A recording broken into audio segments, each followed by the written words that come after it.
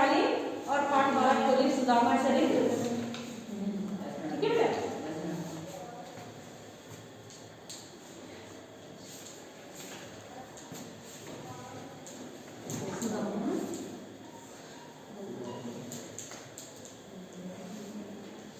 इस पाठ में जो है नरोत्तम दास जी ने उस समय का वर्णन किया है जब जो है सुदामा जो है कृष्ण से मिलने द्वारका जाते हैं।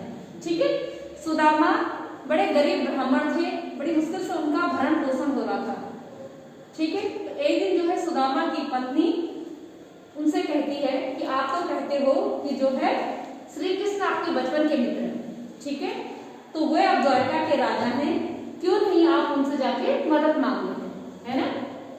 उनके पास तो इतना धन है, इतना वो है ऐश्वर्य है, तो वो आपकी जरूर सहायता करेंगे। पहले तो सुदामा जाना नहीं चाहते थे, लेकिन उनकी पत्नी ने जो है बार बार उनसे आग्रह किया कि वो जरूर आपकी सहायता करेंगे, वो आपके बचपन के मित्र हैं, तो आप जो है उनसे मिलने चले जाइए, उनसे सहायता मांगिए अपने लिए। ठीक है। तो पत्नी के बार बार कहने पे जो है सुदामा जो है कृष्ण से मिलने द्वारका जाते हैं। पहला जो पद है उसमें वर्णन किया गया है द्वारपाल द्वारा, किसका? सुदामा का। द्वारपाल जब द्वार पे जो है सुदामा को देखते हैं और सुदामा जो है अंदर आने की इजाजत मांगते हैं, तो वो कहते रुको, अभी हम अपने राजा को, अपने मालिक को आपके आने की सूचना देते हैं। अगर वो कहेंगे कि आपको अंदर भेज दिया जाए तभी आप अंदर जाएंगे। ठीक है। तो जो द्वारपाल है उसके द्वारा जो है सुदामा का किस प्रकार से वर्णन किया गया है, ये पहले पद में है। देखिए किस प्रकार से वर्णन किया द्वारपाल ने। शीस पगान झगा तन में प्रभु जाने को आई बसे के ग्राम। हे प्रभु, हे कृष्ण, शीस पगान झगा तन में जाने को आए बसे के ग्राम। एक ऐसा व्यक्ति द्वार पे आया है जिसके न सर पे पगड़ी है, न तन पे कोई कुर्ता है, पता नहीं कौन से गांव से आया है। धोती फटी सी दुपट्टी और पाए उकाहन को नहीं साम। धोती पहनी एक फटी सी, और दुपट्टी कहते हैं कांधे पे रखने वाले कपड़ा है। एक फटा हुआ सा कपड़ा उसने अपने कांधे पे रखा है, एक फटी धोती पहनी है। उपाहन कहते हैं बेटा जूतों के लिए, और पैरों में जो है जूतों के नाम कुछ भी नहीं है, नंगे पैर खड़ा है। द्वार खड़ो दुज दुर्बल एक रहो चकिसो वसुधा अभिरामा। प्रभु द्वार पर, द्विज कहते हैं ब्राह्मण के लिए। प्रभु द्वार पर एक गरीब ब्राह्मण खड़ा है, रहो चकिसो वसुधा अभिरामा, और चकित नजरों से जो है आश्चर्य भरी नजरों से आपके महल की ओर देख रहा है। पूछत दीन दयाल को धाम बहकावत अपनो नाम सुदामा। हे प्रभु, वह जो है अपना नाम सुदामा बता रहा है और आपका पता पूछ रहा है। तो जैसे ही द्वारपाल से श्री कृष्ण ने सुदामा के आने की खबर सुनी, तो श्री कृष्ण जो है दौड़ते हुए द्वार की तरफ आए। ठीक है। और सुदामा को बेहाल देखकर जो है उन्हें बड़ा कष्ट हुआ। क्या कहते हैं भगवान कृष्ण? ऐसे बेहाल बीरवागन सो पग कंटक जाल लगे पुनि जो। कैसा खड़ा था सुदामा? सुदामा बहुत बेहाल खड़े थे, उनके पैरों की जो एड़ियां थी वो फटी हुई थी, उनसे खून बह रहा था। ठीक है। विवाह कहते हैं दरारें, पैरों की एड़ी में दरारें पड़ी थी। पग कंटक जाल लगे पुनि जो, और पैर ऐसे लग रहे थे, इतने कांटे उसके पैरों में चुभे हुए थे, कैसे लग रहा था कि पैरों जो है कांटों का जाल ही पूरा है पैर। ठीक है। उनको देखते ही भगवान कृष्ण ने कहा, हाय महादुख पायो सखा, तुम आए इतने न कितने दिन हो। तुम्हें देख के मुझे कितना दुख हो रहा है सखा, तुम कितने दिनों से यहाँ नहीं आए। देखी सुदामा की दीन दशा करुणा करके करुणा निधि। सुदामा को ऐसे दीन दशा में देख के करुणा निधि यानी करुणा के विधान कौन? प्रभु कृष्ण करुणा करके दया के भाव से जो है रोने लगे। पानी करात को हाथ छुड़ो नहीं, नैनन के जल सो पग धोए। और इतने रोए भगवान कृष्ण कि जो सुदामा के पैरों को धोने के लिए जो पानी की परात लाई गई थी उसको हाथ लगाने की भी जरूरत नहीं पड़ी। प्रभु के आंखों से इतने आंसू बहे कि उन आंसुओं की धारा में सुदामा के पैर धुल गए। अब जो है जब सुदामा कृष्ण से मिल गए, कृष्ण सुदामा से मिल गए, जिसके बाद जो है कृष्ण जो है सुदामा को महल के भीतर ले गए, तो कृष्ण क्या देखते हैं कि सुदामा बार बार कुछ छुपाने का प्रयास कर रहे हैं, है ना, अपनी काख के नीचे से, बाह के नीचे एक छोटी सी पोटली, उसको बार बार छुपाने का प्रयास कर रहे हैं। तो भगवान कृष्ण समझ जाते हैं, क्योंकि सुदामा जो है जब वहां आते हैं तो उनकी पत्नी ने पड़ोस से मांग के थोड़े से चावल जो है भेंट स्वरूप, उपहार के स्वरूप उनको दिए थे। जब भी हम किसी के घर जाते हैं तो कुछ ना कुछ लेके जाते हैं, फल हो या मिठाई, कुछ भी उपहार के रूप में, ठीक है। तो सुदामा की पत्नी ने भी कहा कि आप अपने मित्र से मिलने जा रहे हैं पहली बार, तो कुछ ना कुछ तो लेके जाए, और कुछ हमारे पास है नहीं, तो थोड़े से चावल पड़ोस से मांग के एक पोटली में बांध के उसने सुदामा के पास दे दिए। लेकिन सुदामा जो है संकोच कर रहे हैं, अब कृष्ण का महल देख के, इतना धन ऐश्वर्य देख के जो है शर्मा रहे हैं उन चावल की पोटली को किसको देने में, भगवान कृष्ण को देने में। और भगवान कृष्ण जो है अपने भक्त, अपने सखा जो है सुदामा की मन की बात को समझ जाते हैं, तो क्या करते हैं, उसको व्यंग करते हैं, उसके साथ मजाक करते हैं। क्या कहते हैं, कछु भाभी हमको दियो सो तुम काहे न दे, चापी पोटरी काख में रहे कहो कही है। कुछ तो भाभी ने भेजा होगा जरूर उपहार मेरे लिए, है ना, ऐसा नहीं हो सकता कि भाभी ने तुम्हें खाली हाथ भेजा हो, कुछ ना कुछ भाभी ने मेरे लिए जरूर उपहार भेजा होगा। चापी पोटरी काख, चापी है छुपाना, तुम ये किस चीज की पोटली है जो तुम छुपा रहे हो अपने बगल में, रहे कहो कही है, बताओ क्या कारण है जो तुम ये पोटली छुपा रहे हो। फिर आगे जो है एक ताना जो है वो मारते हैं मजाक में, किस पे, सुदामा पे, एक बचपन की एक घटना को याद दिलाते हैं, ठीक है। क्या याद दिलाया उन्होंने, आगे चना गुरु मात दिए थे, लय तुम चाबी हमें न दी। गुरु माता ने बचपन में, देखा याद है तुम्हें, बचपन में गुरु माता ने क्या किया था, हम दोनों के लिए चने दिए थे खाने के लिए मार्ग में, और तुमने क्या किया था सुदामा, तुम अकेले ही खा गए थे, तुमने मुझे नहीं दिए थे। श्याम कहो मुस्काए सुदामा सो, चोरी की बात में हो जो परवीन। श्याम यानी कृष्ण ने मुस्कुरा के सुदामा से कहा कि चोरी की बान यानी आदत, चोरी की बान में हो जो परवीन, तुम पहले से ही चोरी की आदत में जो है बहुत आगे हो, ठीक है, बहुत निपुण हो आप किसमें, चोरी की आदत में, क्योंकि बचपन में भी तुमने ऐसा ही किया था, मेरे हिस्से के चने तुम अकेले खा गए थे। पोटरी काख में चापी रहे तुम, खोलत नाही सुदार असहीन। ये जो पोटली तुमने काख में यानी बगल में दबा के रखी है, इसे खोलते नहीं हो, सुधा रसहीन, सुधा कहते हैं अमृत के लिए, अमृत में भीगे इन चावलों की पोटली को जो तुम क्या कर रहे हो, छुपा रहे हो, क्यों नहीं खोलते हो। पाछली बार अजो नहीं तजो, तुम कैसे भाग्य के कुंदन की, पिछली आदत तुम अभी तक छोड़े नहीं अपनी, है ना, जिस प्रकार तुमने गुरु माता द्वारा दिए गए चने अकेले खा लिए थे, वैसे ही जो है ये अमृत में डूबे भाभी द्वारा दिए गए कुंदन कहते हैं, तंदूर, तंदूर कहते हैं बेटा चावल के लिए, अमृत के रस में डूबे इन चावलों को भी जो है तुम अकेले ही खा लेना चाहते हो, ठीक है।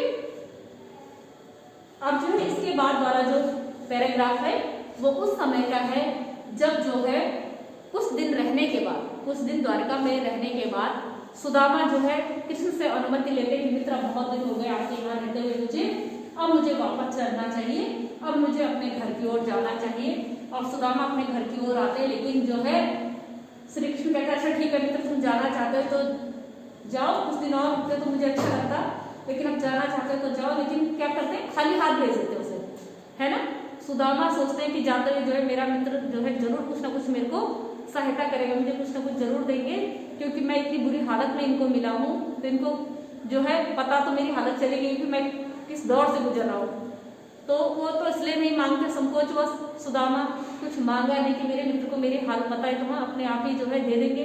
और भगवान कृष्ण ने उनको कुछ दिया नहीं, तो जो है बड़ा खिज रहे, चिढ़ रहे, गुस्सा कर रहे और रास्ते में चल रहे हैं। और क्या सोच रहे हैं, वह पुलकनी, वह उठ मिलन, वह आदर की बात, वह पटवनी गोपाल की कछु न जानी जा। इतना सम्मान इसने मुझे दिया, इतना आदर दिया अपने घर पे, इतना मेरा ख्याल रखा, लेकिन इसको कोई समझ नहीं सकता। किसको, कृष्ण को। जब ये सब कुछ जानता है मेरे बारे में, कृष्ण मुझे खाली हाथ क्यों भेजा। फिर क्या सोच रहे हैं, घर घर कर ओठक फिरे तनक दही के काज, का भयो जो अब भयो हरि को राज समझ। कहते मैं बेकार ही इसके पास मदद के लिए आया, क्या हुआ तो इसके पास इतना ज्यादा धन दौलत है, पर है तो ये वही कृष्ण जो थोड़ी थोड़ी जो है दही के लिए लोगों के घरों में चोरियां किया करता था, है ना। मैं क्यों भूल जाता हूँ कि ये वही कृष्ण है जो थोड़ी सी दही के लिए लोगों के घरों में चोरियां किया करता था, भले इसके पास आज जो है इतनी धन दौलत है। हाँ आवत नाही भूतो वही पठायो थे, अब कहिखो सुझाव के बहुधन भरो सके। कहते मैं तो आना ही नहीं चाहता था इसके पास मदद के लिए, पर मेरी पत्नी के बार बार आग्रह करने पे मैं जो हूँ उनसे मदद मांगने चला आया, और अब जो है जब मैं घर जाऊंगा तो क्या जवाब दूंगा अपनी पत्नी को, क्या कहूंगा कि इतने धन दौलत होते हुए मेरे मित्र ने मुझे खाली हाथ भेज दिया। ठीक है, यह सोचते सोचते जो है सुदामा मार्ग में चले जा रहे हैं, और जब अपने गांव पहुंचते हैं तो वहां जाके जो उनको आश्चर्यचकित हो जाते हैं। कैसे? वैसे तो राज समाज बने गजबाज घने मन संभ्रंत छाए। जैसे द्वारका का हाल था सेम वही हाल जो है उसके गांव का, वैसे ही राज समाज बने, वैसे ही लोग हैं, कोई गरीब नहीं दिख रहा, सजे धजे हैं, सब जो है अमीर दिख रहे हैं, बड़ी बड़ी सड़कें, बड़े बड़े महल, गजबाज घने मन संभ्रंत छाए। घोड़ों में लोग सफर कर रहे हैं, बाजे बाजे बज रहे हैं। कैधो परियो मोह मार्ग भूली कैफिर में अब द्वारिका आयो। तो सुदामा सोचते हैं मुझे कि मैं अपने विचारों में खोया हुआ था, और मुझे लगता है कि मैं मार्ग भूल गया और वापस से कहाँ आ गया हूँ, द्वारिका में आ गया हूँ। ठीक है, भवन विलोकति को मन लोचन सोचत ही सब गाँव में है। बड़े बड़े भवन, विलोकत यानी देख रहे, बड़े बड़े भवनों को देख रहे हैं और सोच रहे हैं कि ये मेरा गांव है या क्या है, द्वारिका है। पूछत पांडे फिरे सब सो पर झोपड़ी को खोज न पाए। और नगर के बीचों बीच खड़े होकर बड़े बड़े महलों को निहार रहे हैं और सबसे पूछ रहे हैं कि यहाँ मेरी झोपड़ी हुआ करती थी, वो कहाँ गई। ठीक है, जो मेरी यहाँ पे इस जगह पे मेरी झोपड़ी थी उसकी जगह पे बहुत बड़ा महल खड़ा है सोने का, तो लोगों से पूछ रहे हैं अगल बगल सबसे यहाँ एक झोपड़ी हुआ करती थी, वो कहाँ गई। और सब लोग जो है कोई उनको उनकी झोपड़ी का पता नहीं बता पा रहे हैं। तो जब उन्होंने ये सब चीजें देखी तो सुदामा समझ गए कि क्या हुआ होगा, है ना। तो सुदामा ने क्या है, वो समझ गए कि ये किसकी कृपा हुई, ये प्रभु की कृपा हुई। अब उन्हें अपनी गलती का एहसास हुआ कि मैं बेकार ही जो है उनको कोस रहा था, उनको भला बुरा कह रहा था। अरे अगर मैं मांगता भी तो कितना मांगता, कितना मांग लेता, एक थैले में भर के ले आता, है ना। जब भगवान कृष्ण अगर उसको देते तो कितना दे देते, 1 साल 2 साल 3 साल। उसने कहा कि मैंने मांगा नहीं और प्रभु ने मुझे जो है बिन मांगे इतना कुछ दे दिया कि अब जन्मों तक मांगने की आवश्यकता नहीं, है ना। इस जन्म में तो वो राजा बन ही गए अपने नगर के, अगले कई जन्मों तक अब उनको जो है पुनः जन्म लेने की आवश्यकता नहीं, क्योंकि वे प्रभु की शरण में चले गए, प्रभु की कृपा उन पे हो गई, और अब जन्म जन्म का जो मांगने का खेल है इससे उनको मुक्ति मिल गई। तो आज उन्हें जो है अपने प्रभु की कृपा का एहसास हुआ, प्रभु की दया का उन्हें एहसास हुआ।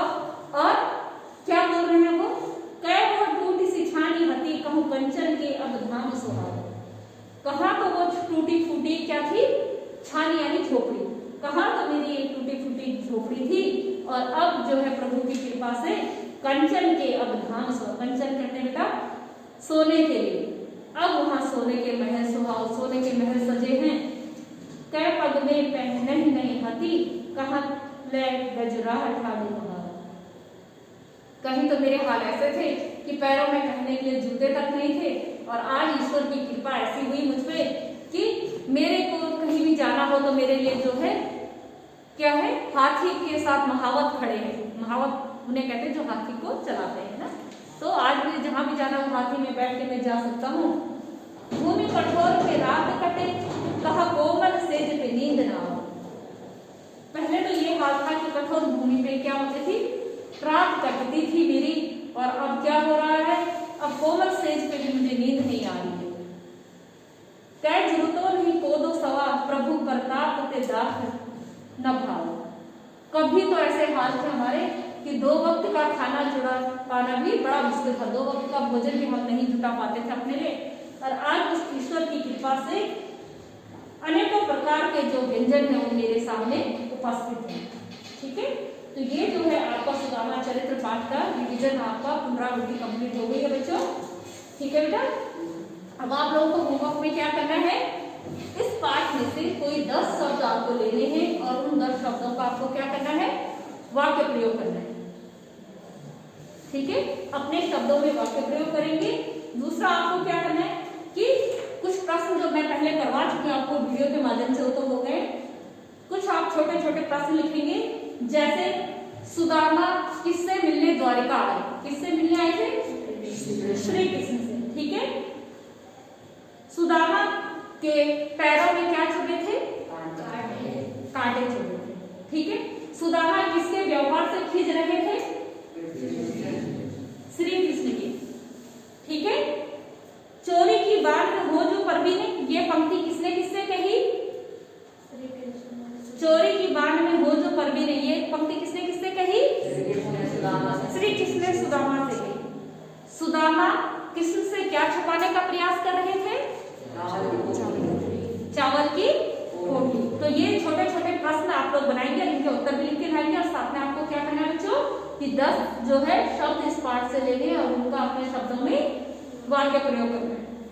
कल जो हम पढ़ेंगे पाठ 13 जहां बगिया है, पुडुकोटे तमिलनाडु जो है गांव, उसकी कहानी हम पढ़ेंगे कि किस प्रकार से वहां की महिलाओं ने साइकिल चलाना शुरू किया और क्या क्या उनके जीवन में बदलाव आया।